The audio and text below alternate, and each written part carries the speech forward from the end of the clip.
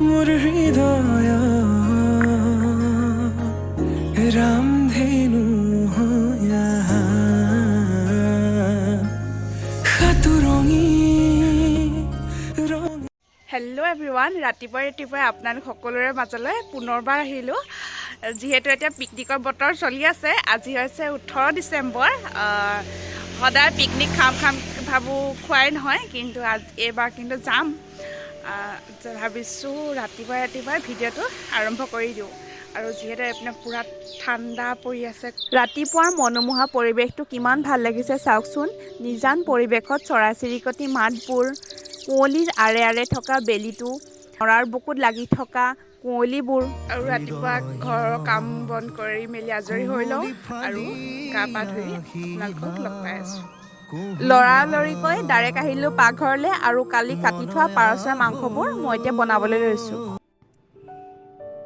এতিয়া দিছোঁ জোখ অনুসাৰে হালধি, আৰু দিছোঁ জিৰা গুড়া, আৰু দিছোঁ ধনিয়া গুড়া, আৰু এতিয়া দিছোঁ গৰম মছলা।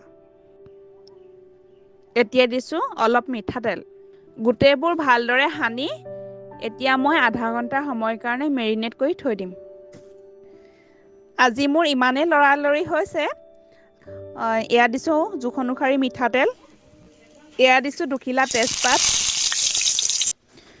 মিডিয়াম চাইজৰ পিঁয়াজ এটা মিহিকৈ কাটি লৈছোঁ, কেইখিলামান দিছোঁ নৰসিংহ পাত যাতে সুগন্ধটো ভাল আহে, এয়া দিছোঁ আদা নহৰু পিঁয়াজৰ পেষ্টখিনি অলপ ভাজি লৈছোঁ। আধা ঘণ্টা সময়ৰ কাৰণে মেৰিনেট হ'বলৈ থৈ দিয়া মাংসখিনি এয়া দি দিছোঁ। হালধিটো অলপ কম হোৱাত হালধি অলপ দি দিছোঁ, জোখ অনুসাৰে নিমখ দিছোঁ।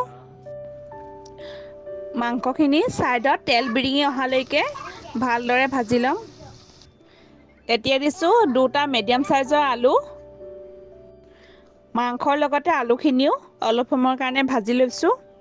মই আলু সৰহকৈ দিছোঁ, যিহেতুকে আমাৰ ঘৰত সৰু ল'ৰা ছোৱালী আছে, আৰু মাংসৰ আলু বুলি ক'লে এনেও মাংসতকৈ আলুটো খাই বেছি ভাল লাগে। এতিয়া দিছোঁ উতলাই লোৱা গৰম পানী। মাংসত মচুৰ দাইল দিলে বেলেগ এটা সোৱাদ আহে, আপোনালোকেও খাই চাব, আৰু কেনেকুৱা পায় কমেণ্টত জনাবলৈ নাপাহৰিব। পাৰ মাংসৰ আটাইতকৈ প্ৰয়োজনীয় বস্তুটো হৈছে জালুকৰ গুড়া। জালুকৰ গুড়া মই 1.5 চামুচ দিছোঁ।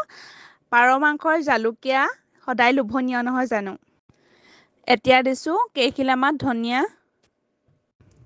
আজি মই বনোৱা পাৰ মাংস, আলু, জালুকীয়া শাককণ হৈ গ'ল।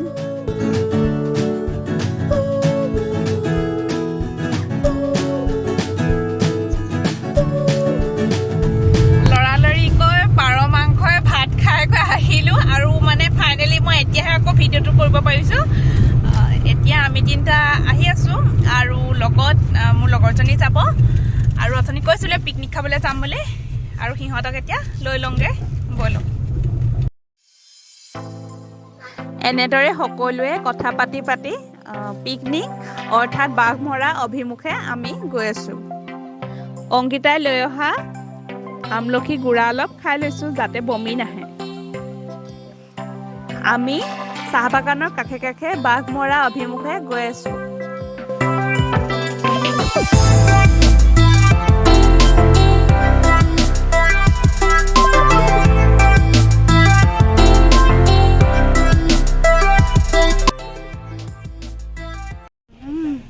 মহাবাহু ব্ৰহ্মপুত্ৰ মহামিলনৰ তীৰ্থ, কত যুগ ধৰি আহিছে প্ৰকাশী সমন্বয়ৰ অৰ্থ।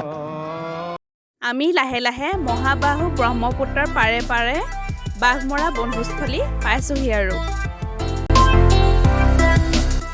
এইখন হৈছে বাঘমৰা বনভোজস্থলীৰ মেইন গেটখন। বাঘমৰা বনভোজস্থলীলৈ সোমাওঁতে তাৰ পৰিচালনা সমিতিয়ে আমাৰ পৰা এণ্ট্ৰি ফিজ 100 টকা লৈছিল।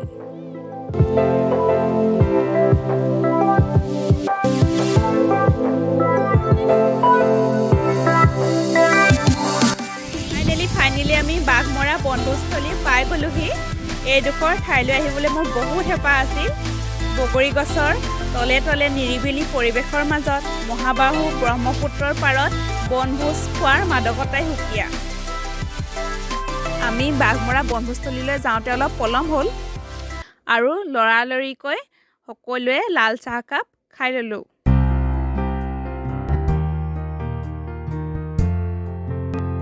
বাঘমৰা বনভোজস্থলীৰ মেইন প্ৰৱেশদ্বাৰৰ পৰা 3 কিলোমিটাৰ আঁতৰলৈকে ইয়াত বনভোজ খাব পাৰিব আৰু ইয়াৰ পৰিৱেশটো ইমান ধুনীয়া আৰু বহুত চাফ চিকুণ। আপোনালোকে আহিব।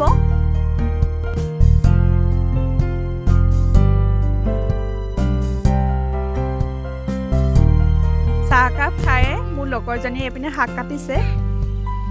এইপিনে আকৌ প্ৰশান্ত দায়ে কটাৰীৰে চৌকা খানি আছে।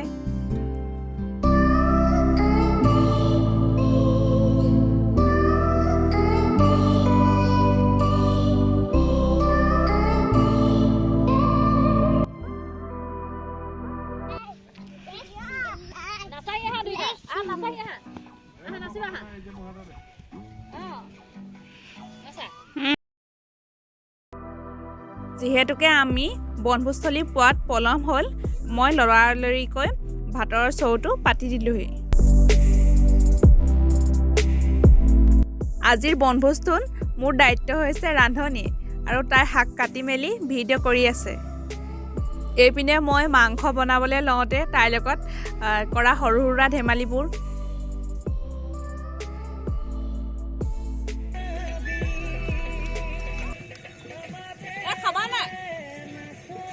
খাম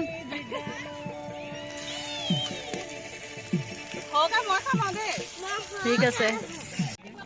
এইপিনে মই বনালোঁ কুকুৰা মাংস, আলু, বিলাহী জোলকণ। অ' কি খেলিছা?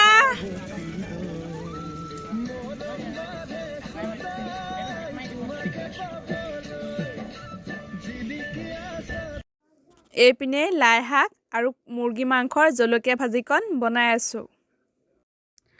এইপিনে আলুক আৰু ৰিয়ানে ভাত খাইছে। তাৰপিছত আহি গ'ল আমাৰ পাল।